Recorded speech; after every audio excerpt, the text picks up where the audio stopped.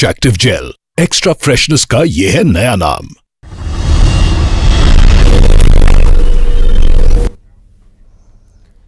नमस्कार, 7 बजे की बड़ी खबरों में आपका बहुत स्वागत है। मैं हूं आपके साथ अंशिका पाठक। रायसेन में फैक्ट्री में बाल श्रम पर सीएम का बड़ा बयान आया है। जिले के 3 आबकारी उप निरीक्षक निलंबित कर दिए गए हैं। प्रभारी जिला आबकारी अधिकारी भी निलंबित किए गए। मुख्यमंत्री डॉक्टर मोहन यादव ने दोषियों के खिलाफ कड़ी कार्रवाई के निर्देश दिए थे, जिसके बाद शराब फैक्ट्री में काम करते हुए बच्चे मिले थे।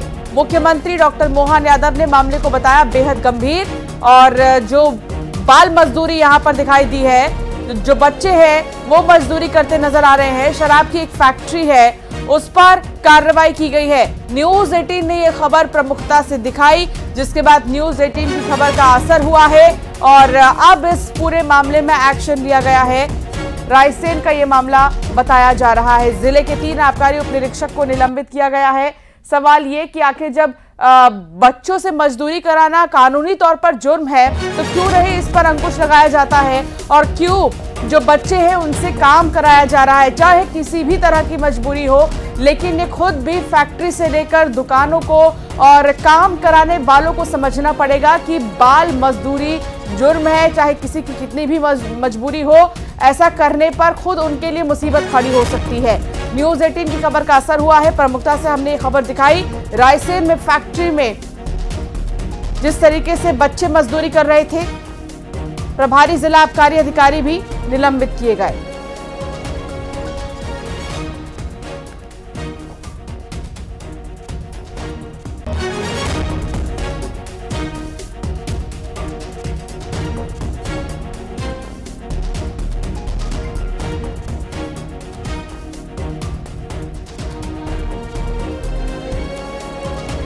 वासु चौरे संवाददाता साथ जुड़ गए हैं। वासु, न्यूज 18 ने प्रमुखता से खबर दिखाई थी, जिसके बाद एक्शन लिया गया है। पूरा मामला एक बार विस्तार से बताइए कि क्या था और कैसे इस पर एक्शन लिया गया। निश्चित तौर पर देखिए, मध्य प्रदेश में लगातार सीएम डॉक्टर मोहन यादव ऐसे सभी संवेदन विषयों पर संज्ञान ले रहे हैं जहां पर किसी न किसी तरह से शोषण करने का जो काम है वो किया जा रहा है। और रायसेन की एक शराब फैक्ट्री में बच्चों से काम करवाने का जो मामला है वो संज्ञान में आया था। ये तमाम सारी खबरें जो है वो सामने आई थी। बाल अधिकार आयोग ने भी इस पूरे मामले को लेकर लगातार संज्ञान लिया था, और उसके बाद सीएम के संज्ञान में जब ये पूरा मामला आया तो सख्त कार्रवाई इस पूरे मामले में देखने मिली, जहां पर आबकारी विभाग के कई अधिकारियों पर भी कार्रवाई हुई और इसके अलावा उन दोषियों पर भी कार्रवाई करने के साफ तौर पर निर्देश दिए गए हैं जो इन बच्चों से वहां पर श्रम करवा रहे थे। ये बच्चे उस उम्र के जब इन्हें स्कूलों में होना चाहिए, इन्हें अच्छी शिक्षा मिलना चाहिए, अच्छे खेलकूद के जो गतिविधियां हैं उसमें इन्हें शामिल होना चाहिए, इनके स्किल डेवलपमेंट में काम करना चाहिए। और ऐसी उम्र में जहां इन बच्चों को स्कूल में होना चाहिए वो वहां पर मेहनत मजदूरी कर रहे थे, वो भी शराब की फैक्ट्री में से साफ तौर पर समझा जा सकता है कि कैसे इन बच्चों के भविष्य के साथ खुलेआम खिलवाड़ वहां पर किया जा रहा था, और फिर नियम कानून को भी ताक पर रखा जा रहा है। दिनेश यादव संवाददाता साथ जुड़ गए हैं। दिनेश, इस फैक्ट्री के किन किन लोगों पर कार्रवाई हुई है, इस फैक्ट्री के बारे में बताइए। कब से यहाँ पर इस तरीके से जो बच्चों से मजदूरी है वो सिलसिला चल रहा था, अब आखिरकार उस पर एक्शन?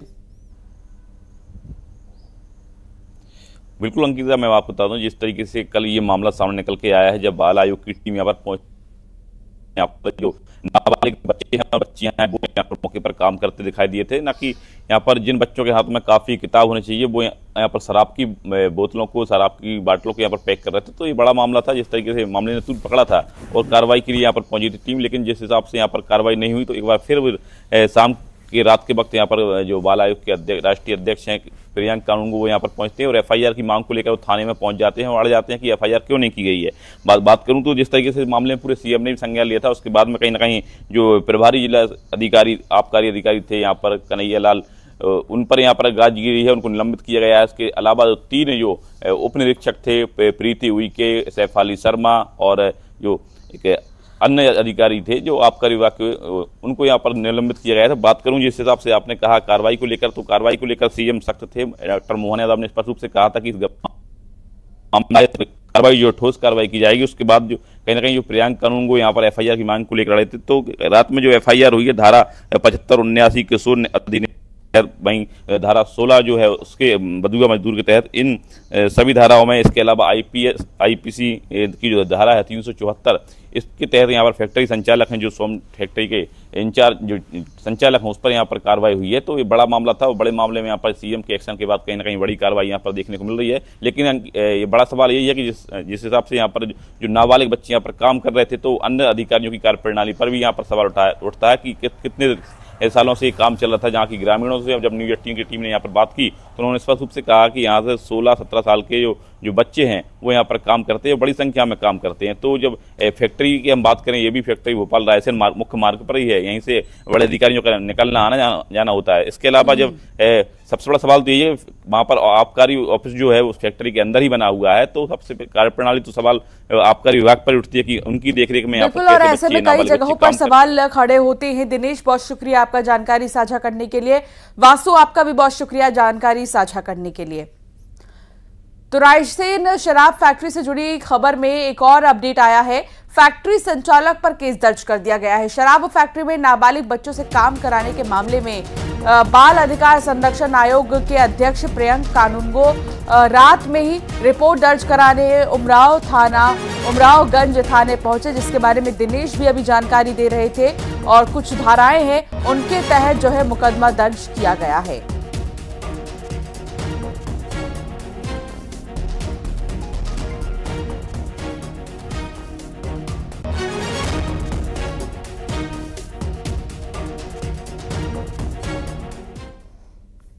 तो वहीं कांग्रेस नेता लक्ष्मण सिंह की पार्टी को नसीहत दी गई है। सोशल मीडिया प्लेटफॉर्म एक्स पर एक पोस्ट किया गया है और वरिष्ठ नेताओं पर तंज कसा गया। सेंट्रल और राज्य के नेताओं को नसीहत दी गई है। उन्होंने पोस्ट में लिखा है कि केंद्र में सरकार गिराने की सोच रहे, जबकि एमपी में बनी सरकार नहीं बचा पाए। इस सरकार को गिराने के बजाय अगली सरकार कैसे बने, उस पर अब ध्यान दिया जाए।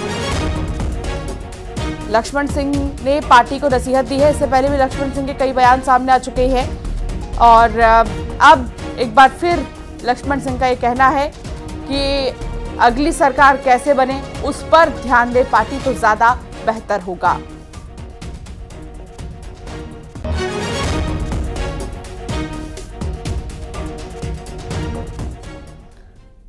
मुंगेली में चाकूबाजी का मामला सामने आया है। युवक पर गंभीर रूप से जो है चाकूबाजी की गई है और उसके बाद युवक घायल बताया जा रहा है। 2 आरोपियों पर मामला दर्ज किया गया। पुरानी रंजिश में वारदात को अंजाम दिया गया। कंकालीन वार्ड की घटना है और चाकूबाजी का मामला, पुरानी रंजिश में वारदात को अंजाम दिया गया।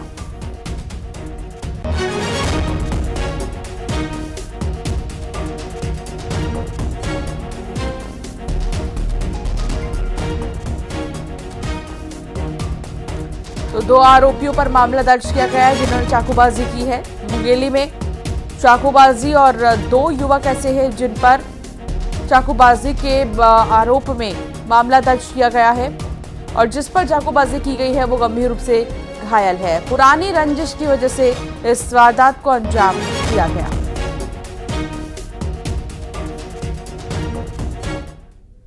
बड़वानी में युवक की लाठी डंडे से पिटाई की गई है। शराब ठेकेदार के लोगों पर आरोप लगा है पीटने का। मारपीट का भी वीडियो अब सामने आ चुका है। मारपीट के 6 आरोपी गिरफ्तार कर लिए गए हैं। नागलवाड़ी थाना क्षेत्र के ओझर का यह मामला है और यहां पर लाठी डंडे से युवक की पिटाई की गई है। शराब ठेकेदार के कुछ लोग थे, उन्होंने पिटाई की है और आप देखिए इस वीडियो में कैसे एक युवक को बुरी तरीके से पीटते हुए नजर आ रहे हैं, बेरहमी से पीटते हुए नजर आ रहे हैं। सरे राह युवक की पिटाई, न कानून का डर, न प्रशासन का डर, न खौफ है पुलिस का, बस हाथ में सारा फैसला लिए जो न्याय है वो बीच सड़क पर ही दिलाने की यहाँ पर जो कोशिश है वो चल रही है। सवाल ये कि आखिर सरे राह इस तरीके से किसी को पीटने का क्या मतलब है, और अगर किसी ने कुछ किया भी हो तो उसके लिए पुलिस प्रशासन है, क्यों नहीं लोग शिकायत वहां जाके दर्ज कराते हैं। कई सवाल खड़े होते हैं और अपने आप में चिंताजनक विषय।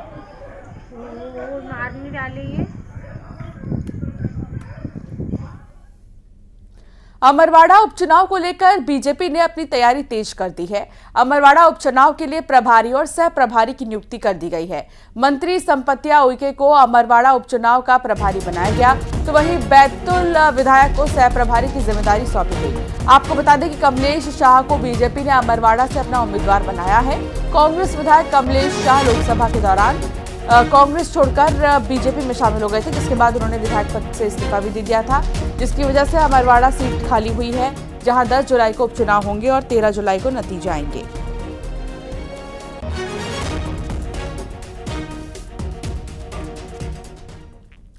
और अब बात सिवनी की, जहां सीएम डॉक्टर मोहन यादव के निर्देश पर 56 प्राइवेट स्कूलों की जांच की जा रही है। इसमें स्कूल फीस, बुक समेत सभी शिकायती बिंदुओं के तहत स्कूल की जांच की जा रही है और ये जांच नया सत्र शुरू होने के बाद भी जारी रहेगा। जिला शिक्षा अधिकारी के मुताबिक जांच के दौरान स्कूल में कमियां मिलने पर कार्रवाई की जाएगी। बता दें कि मुख्यमंत्री बनने के पहले मोहन यादव शिक्षा मंत्री थे और शिक्षा को लेकर खासतौर पर बहुत ज़्यादा सतर्क और एक्टिव रहते हैं। किसी भी तरह की कोई भी लापरवाही किसी भी स्कूल में ना हो, इस बात का वो बहुत ख्याल रखते हैं। और इसी सिलसिले में एक बार फिर मुख्यमंत्री की तरफ से निर्देश जारी किए गए हैं, बुक से लेकर फीस से लेकर हर चीज़ पर ध्यान बनाए रखने की। और जो शिकायतें आई हैं इन तमाम चीज़ों के सिलसिले में, उन पर फौरन से जो है एक्शन लेने की बात भी सीएम की तरफ से की गई है।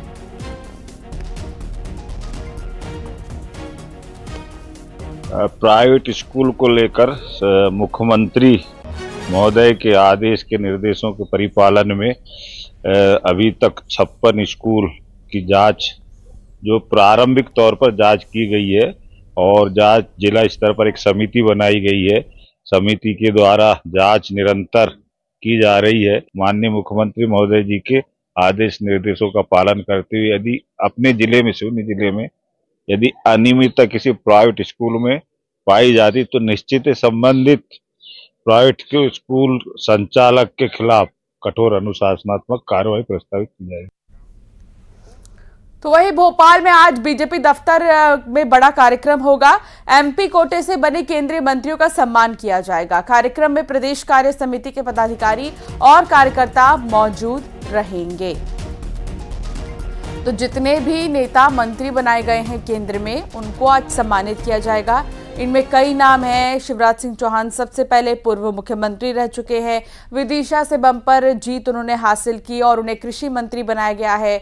गुना से सांसद ज्योतिरादित्य सिंधिया पिछले बार भी केंद्र में मंत्री रह चुके हैं। नागरिक उड्डयन मंत्रालय उनके पास था और अब दूरसंचार मंत्री ज्योतिरादित्य सिंधिया बनाए गए हैं। इसके अलावा सावित्री ठाकुर भी जो हैं अब केंद्रीय मंत्री कहलाएंगी। वीरेंद्र खटीक जो है वो केंद्रीय मंत्री कहलाएंगे। इसके अलावा दुर्गा दास उइके भी केंद्रीय मंत्री कहलाएंगे, उन्हें भी मंत्रालय की जिम्मेदारी दी गई है। तो ये वो तमाम चेहरे हैं जो कि केंद्र में मंत्री बनाए गए हैं और आज जिनका सम्मान मध्य प्रदेश बीजेपी कार्यालय में किया जाएगा।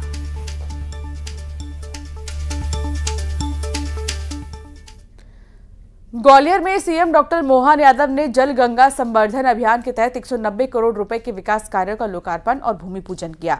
जल स्रोत के संरक्षण और पुनर्जीवन के लिए मध्य प्रदेश सरकार की पहल के तहत सीएम ने सागर ताल में जनता के साथ श्रमदान भी किया। इस दौरान केंद्रीय मंत्री ज्योतिरादित्य सिंधिया, सांसद भरत सिंह कुशवाहा, एमपी के जल संसाधन मंत्री तुलसी सिलावट, ऊर्जा मंत्री प्रद्युम्न सिंह तोमर, उद्यानिकी मंत्री नारायण सिंह कुशवाहा भी मौजूद रहे।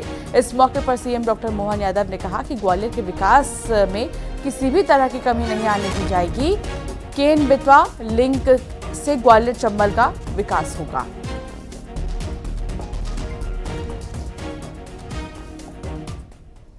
तोमर जी और पूरे तुलसी सिलावट जी सबको बधाई देना चाहूँगा और उम्मीद कर रहा हूँ कि जिस प्रकार के अभियान की गति पकड़ी है, आने वाले समय में ये जल संकट की में भी मदद करेगा और ग्वालियर की पुरानी धरोहर भी पहचान रखेगी। साथ ही साथ लगभग 400 करोड़ के अलग अलग कामों की आज सौगात दी गई है। विकास के मामले में हमारी सरकार लगातार ग्वालियर को हमारी प्रायोरिटी में लेके चल रही है और इसी कारण से सागर तालाब के लिए भी लगभग 2.5 करोड़ और पूरे ग्वालियर अंचल के लिए। इंदौर में लाल बाग परिसर में मालवा उत्सव मेले में सीएम डॉक्टर मोहन यादव शामिल हुए। इस दौरान जल संसाधन मंत्री तुलसी सिलावट और इंदौर के सांसद शंकर लालवानी भी मौजूद रहे। इस मौके पर सीएम ने महाकाल लोक की मूर्तियों का जिक्र किया। साथ ही सीएम ने कहा कि हमारी लोक संस्कृति सभ्यता हमें प्रकृति से जोड़ने का माध्यम है। लोक संस्कृति के पहनावे हमें दुनिया से अलग बनाते हैं। इस तरह के आयोजन हमें अलग अलग संस्कृतियों से एक साथ जोड़ते हैं। आने वाले समय में हम इसका और विस्तारित रूप से आयोजन करेंगे। मालवा उत्सव के आज इस आयोजन में मेरे मित्र और यहाँ के लोकप्रिय सांसद श्रीमान शंकर लालवानी जी लगभग 24 साल से हमारी आदिवासी और लोक कलाओं को प्रोत्साहन देने के लिए मालवा का ये मालवा उत्सव करते आए हैं। आज मैं शामिल हुआ, मेरी अपनी ओर से बहुत बहुत बधाई। और ये कला संस्कृति सभ्यता के लिए अत्यंत आवश्यक है। ऐसे में ऐसे कलाकार जिनके लिए कोई बड़ा मंच मौका नहीं मिलता है, उनको मौका दे करके हम अपनी सभ्यता की तरफ, अपनी संस्कृति की तरफ उनको जोड़ने का प्रयास करते हैं। छत्तीसगढ़ में लाल आतंक अपने अस्तित्व की लड़ाई लड़ रहा है। सुरक्षा बलों को फिर कामयाबी मिली है। इस बार नारायणपुर में हुई मुठभेड़ में सुरक्षा बलों ने 8 नक्सलियों को ढेर कर दिया। मुठभेड़ में एक जवान शहीद हुए हैं, जबकि 2 जवान घायल भी हुए हैं। जानकारी के मुताबिक 4 दिन पहले जवानों को नक्सलियों की मौजूदगी की इनपुट मिली थी। इस आधार पर 4 जिलों की टीम ने मिलकर ऑपरेशन लॉन्च किया। 4 जिलों की करीब 900 जवान ऑपरेशन में शामिल हुए। सर्च ऑपरेशन के दौरान जैसे ही ये टीम अबूझमाड़ के कुतुल, फरबेड़ा और कोड़ता मीटा पहुंची, पहले से घात लगाए नक्सलियों ने फायरिंग शुरू की। जवानों ने मोर्चा संभाला और जवाबी कार्रवाई की और इस दौरान 8 नक्सली ढेर हुए। एंटी नक्सल ऑपरेशन के तहत चलाए जा रहे अभियान में बस्तर पुलिस को एक बड़ी सफलता मिली है। अबूझमाड़ इलाके में जो सुरक्षा बलों ने 8 माओवादियों को ढेर कर दिया है। हमारे साथ मौजूद है बस्तर राय जिनसे बातें। सर, ये पूरा ऑपरेशन कैसा रहा? आज दिनांक 15 जून को जिला नारायणपुर के अबूझमाड़ क्षेत्र अंतर्गत थाना खोकामट्टा का फरसबरार खातुरमट्टा उस इलाके में प्रतिबंधित एवं गैरकानूनी सीपीएम संगठन की उपस्थिति का आसूचना पर संयुक्त बल जिसमें DRG Narayanpur, STF, DRG conquer से डीआरजी, दंतेवाड़ा से बीएसएफ और आईटीबीपी का सबका संयुक्त बल अभियान की रवाना की गई थी। आज सुबह 7 बजे से लगातार विभिन्न इलाका में अलग अलग जो समय में मुठभेड़ हुई थी। जिस जगह में एसटीएफ के साथ मुठभेड़ हुई थी उस इलाके में सर्चिंग के उपरांत 8 माओवादियों के डेड बॉडी बरामद की गए थे। उसमें 3 हमारे एसटीएफ जवान घायल भी हो गए थे। अनफॉर्चुनेटली उसमें एक हमारा जवान एसटीएफ का नीतीश का शहादत हो गई। बाकी अन्य 2 जवान अभी एयरलिफ्ट की जाकर उनका इलाज रायपुर में जारी है। अभी उनकी स्थिति खतरे से बाहर बताई जा रहा है और उम्मीद है जल्दी वो स्वास्थ्य के लाभ लेकर लौटा जाएगा। और घटनास्थल में सर्चिंग में अभी तक एक इंसास, 2 3 और काफ़ी बड़ी संख्या में 315 12 बोर और बीजीएल लॉन्चर्स सेल्स और अभी बरामद की गई थे। अभी भी अभियान जारी है। अभियान जैसा पूर्ण हो जाने के पश्चात हम और डिटेल शेयर करेंगे। सर, जो मारे गए माओवादी क्या बड़े कैडर के हैं सर? संभवतः उस इलाका में जो जैसे सीपीएम और संगठन का महा डिवीजन का कैडर्स और कंपनी नंबर 1 का भी कैडर्स का उपस्थिति अक्सर मिलते हैं। उस हिसाब से भी देखा जाए तो मतलब कोई न कोई हाई लेवल या मिडिल लेवल कैडर का होने का पूर्ण संभावना, फिर भी जैसे शरारती कंप्लीट हो जाएगा हम स्पष्ट रूप से इसको बता पाएगा। सर, इलाके में बड़े माओवादी होने की खबर मिलने पर ऑपरेशन लॉन्च किया गया। जिस इलाका में जो अभी मुठभेड़ हुई अभियान जारी है वो आमतौर पर माओवादियों का जो सीनियर माओवादी कैडर्स के काफ़ी अक्सर मतलब सक्रिय रूप से उनका लोकेशंस मिलते हैं उधर, लेकिन तब तक स्ट्राइक नहीं हो पाएगी। फिर हम इसके बारे में बहुत ज़्यादा डिटेल शेयर नहीं कर पाएंगे। ये तो बसरा जी इनका कहना है कि जो बस्तर में जो ऑपरेशन चल रहा है वो ऑपरेशन लगातार जारी है और सुरक्षा बलों को बड़ी कामयाबी फिलहाल अभी जो 8 माओवादी को ढेर किया इससे मिली है। श्रीनिवास नायडू, न्यूज़ 18 बस्तर।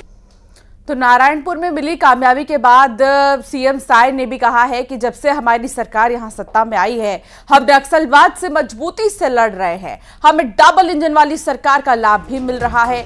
कई नक्सली गिरफ्तार हो रहे हैं। मैं अपने सुरक्षा कर्मियों को सफल ऑपरेशन के लिए बधाई देता हूं।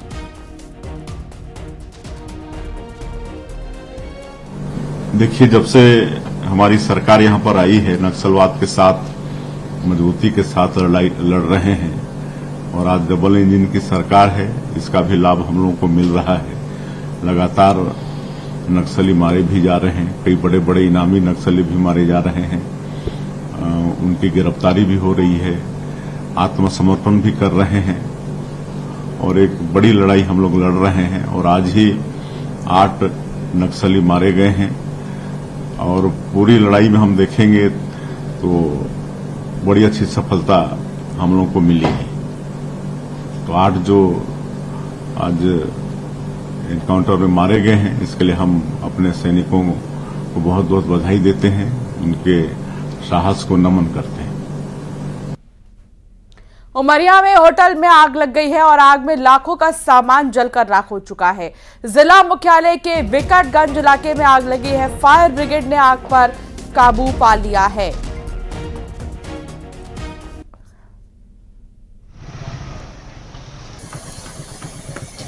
तो ये तस्वीर आप देख रहे हैं उमरिया की, जहां आग लगी, लाखों का माल जलकर राख हो चुका है।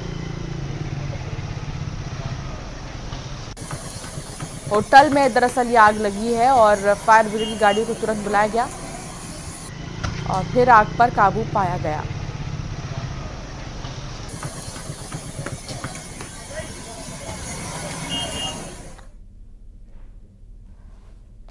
रतलाम में पुलिस को बड़ी कामयाबी हासिल हुई है। पुलिस ने जावरा में मंदिर में आपत्तिजनक सामान फेंकने वाले 4 आरोपियों को गिरफ्तार किया है।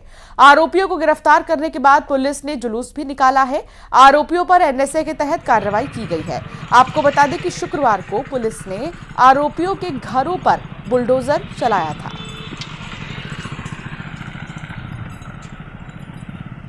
को जो है पुलिस अभिरक्षा में लिया गया था और पुलिस अभिरक्षा में लेने के उपरांत उनके द्वारा जो किया गया कृत्य जनमानस में इस तरह का भय कारित करना एवं दंगे भड़काने जैसे मामले को लेकर उसमें जिला प्रशासन द्वारा जो है एनएसए के तहत कार्रवाई की है। गरियाबंद में तंत्र मंत्र और काला जादू के लिए शव को कब्र से निकालने के मामले सामने आए हैं। शव निकालकर हाथ को काटा गया और फिर मरने वाली लड़की के हाथ को उसके घर के ही बाड़ी में गाड़ दिया गया। पुलिस ने संदेह के आधार पर 3 लोगों को हिरासत में लिया है। पूरा मामला फिंगेश्वर के पसौद गांव का बताया जा रहा है। जानकारी मिलते ही पुलिस के अधिकारी मौके पर पहुंचे और जहां लड़की के शव को घर के बाड़ी में हाथ को गाड़ा गया था, खुदाई कराई गई लेकिन हाथ नहीं मिला, जिसके बाद ग्रामीणों ने मुख्य शव कब्र से निकालकर परीक्षण करने की मांग की है। तो ये तंत्र मंत्र देखिए, तंत्र मंत्र का खेल। कब्र से शव को निकाला गया, हाथ काटा गया और उसके बाद घर में ही गाड़ने की बात की जा रही है। लेकिन जब पुलिस ने इसकी जांच पड़ताल की तो वहां ऐसा कोई हाथ नजर नहीं आया।